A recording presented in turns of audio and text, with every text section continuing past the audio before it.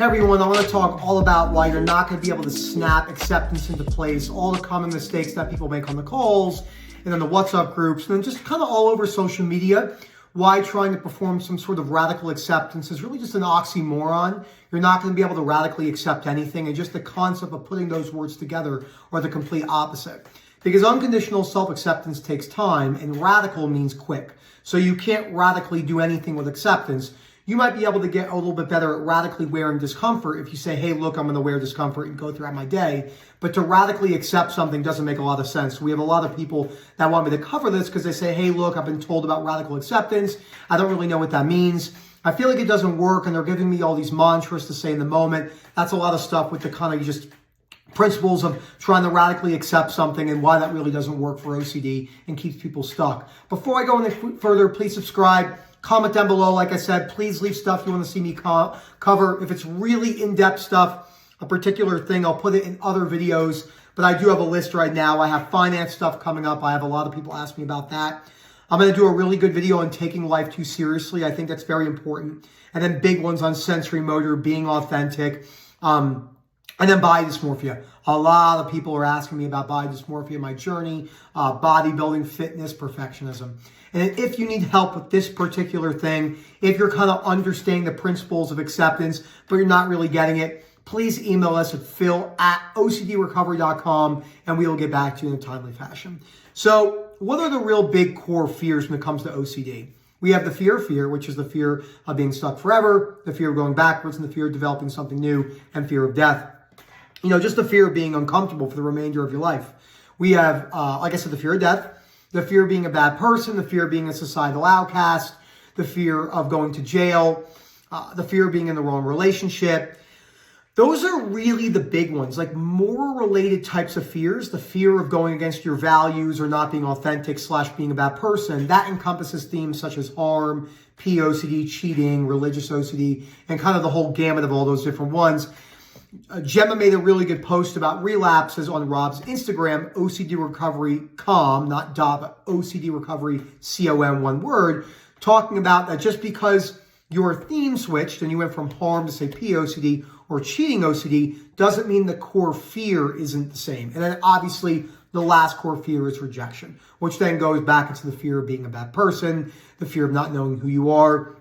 The fear of rejection encompasses almost all fears: social anxiety, harm, cheating, religion, morals, etc., etc. So those fears are understandably held in very rigid and black and white fashions because of the societies we live in, what we're surrounded by, and we have to take that into I'm losing my train of thought, into context when we're working with people from where they're coming from. You have people coming in from all the areas of the Middle East, and why religion's really big there, the Sun Belt Bible areas in the country, Louisiana, Mississippi, Florida, Georgia, South Carolina, all those areas where religion is really, really, really big, Texas, and understanding why people have built their entire lives about their religion, for an example. So it's understandable why the fear of going to hell or the fear of going against your values from through the eyes of God can really be scary. And remember, you can keep your religion. You don't have to lose your religious values.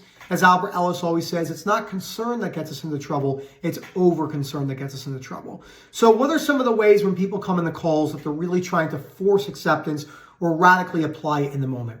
If you're coming onto a call, whether it's with us or someone else, in person or online, seminars, and you're trying to walk away with a noticeable perspective shift, that's going to elude you. That won't happen. Now, I made this mistake a lot.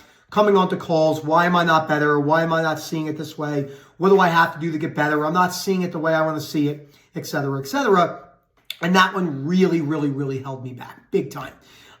Constantly jumping from coach to therapist, looking for a quick fix, right? Constantly changing medications. Always speak to your doctor. Medication changes, whether you're going really, really, really, really, really, really, really slow, can be a problem as well. Fear. Going too fast, up and down, which will usually come with some major spikes. Looking for that key and lock sensation of, oh my gosh, I upped my medication dosage. Now I'm in a lockdown acceptance, etc. And that's a big one, right? You might have 6 calls, and people can change around what they want. It's always good to hear different perspectives. It is just something to be aware of. Oh, I had 6 calls with Moment. I want 6 calls with Nick. I didn't hear it like this. I didn't hear it like that. And again, a lot of people are looking for that perfect feeling when they're going through OCD and anxiety recovery that's going to lock in that sensation of, okay, I'm going to snap OCD into place. Another thing is compulsive note-taking. So they're coming on the calls, and I could see it, right? I can even hear it. They're writing things down. They're thinking, oh my gosh, I'm going to walk away from this call, and it's going to make so much sense. It's going to just snap into place. I get it. This is exactly what I'm doing wrong. I knew it. That's a problem as well. Again, in taking notes, not inherently bad, but if you're doing it from the fashion of, I need to have an answer right now, that's really what's going to hold you back. So we want to remember that these fears that we're holding, and let's spend the remainder of this video speaking about the fear of rejection, because that encompasses so many fears. And not just, like I said, the ones I mentioned, all body dysmorphia, body image, PTSD-based fears. Oh my gosh, I can't believe I allowed that to happen in war. I'm such an idiot, evil person. What if people judge me? All the religious ones, etc. So because these fears are so societally based, people believe them as absolute universal laws, but there's not. There's only one universal truth, and the truth is we die, okay? And the consciousness that we know goes away, and no one knows what happens after that. No matter what anyone says, it's okay to say that. No one knows for sure if there's an afterlife, if there's a hell, if there's a heaven, anything. That doesn't mean you can't believe in that, but the more you say, I know for a fact that that exists, you don't know for a fact. And that doesn't mean you have to lose any of your faith, but it's the same thing with snapping into acceptance, right?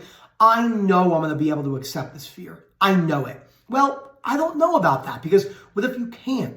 So what you do is we work towards recovery. We read the books. We break down the fears. We do our homework. We move with exposures. We change our behaviors. But there's no guarantee that things can't pop up and flare up. That doesn't mean we don't give ourselves the best opportunity. It just means that we're never going to know for sure if it's going to not come back. And this is a big mistake I made over my journey. I became really, really cocky. After I read all the books on the reading list and I made a lot of progress, I said, it's never going to catch me again. Then I experienced chronic anxiety for 24 months after I got better from sensory motor. 24/7 anxiety, every symptom, really bad GAD symptoms, panic disorder, just really, really, really bad. And that's because I got overly cocky, which is so easy to do when you put the work in and you think it's never going to catch you again. And then you try to snap it in again. You're like, okay, like I got this. I'm going to go back and read all the books. And so I want to kind of transition into the mistakes that people are making when they're going throughout the journey, not just on the first 2 coaching calls, but let's say you've been working on this for a year, you've read all the books on the reading list, and you've done a bunch of stuff, and you're having a relapse or a backdoor spike. And then what people do is they automatically jump to the books, they automatically jump to the YouTube channel, they go back to the speeding on paper, and they're trying to catch something into place. But that's not good either, because now you're just trying to catch another sensation. So when you're feeling really bad and when you're feeling really low, the best thing for you to do is go throughout your day as best as you can and allow yourself to experience all the relapse and backdoor spike sensations. And then in the future, you can kind of chip away at it. Here and there throughout the day is not the end of the world, but if you're trying to force it away, that becomes a really big problem. So we got to remember that acceptance takes time. If you're doing these principles of like trying to radically accept your fears and you're using I've seen a lot of the sheets, oh, in one ear, out the other, like you can accept. If you're just telling yourself you can accept, that's like being sick and looking in the mirror and saying, don't be sick, don't be sick, don't be sick. It's the same principle as going outside in the rain, looking up at the sky saying, stop raining, stop raining, stop raining, stop raining, stop raining. It seems like it works on the outside, but there's much more depth of what we need philosophically to get underneath those deeply held rejection fears by our peers, by members of the sex that we're attracted to. So many fears based around that. What if they find me ugly? What if they reject me? What if they think I'm fat? What if they think I'm a loser? What if I sound stupid? These are all strongly held universal principles that people think that are truths. But once you actually start to break them down, you realize there's a lot of these dominoes that I always say in the field, the example, you're standing in the field and you have all these dominoes and they're life-size dominoes as tall as you, and you're trying to maneuver around them, fear, rejection, people calling you stupid, and you're trying to maneuver so carefully to not offend anyone, to not feel discomfort, where for me, I see all those, but they're all pushed down. And I could see like, yeah, being rejected would not feel good. Yeah, believing in atheistic principles and dying and then having to go suffer in hell forever. That would really suck, but I'm never going to even be able to conceptualize what that must feel like. But, and all these other things that I won't be able to get certainty on. And that's why there's no fear with that. And this is why the video I'm going to do in a couple of days called Taking Life Too Seriously, I am going to touch on a lot of religious principles on there. And I think this is one of the number one things that holds people back in life. You know, again, you can hold the strongest beliefs you want about religion, but if you hold them in such a dogmatic manner where you're like, I must act a certain way in the eyes of so-and-so person, you're really going to set yourself up for emotional chronic guilt and shame and depression and anger and resentment and righteousness and stuff like that. So we just want to remember, acceptance takes time. You're not going to be able to snap it into place. It will take a little bit more effort than we want to, and then that's how we usually go from there. Thank you so much for watching. I hope you enjoyed this video. Please let me know down below. Please comment.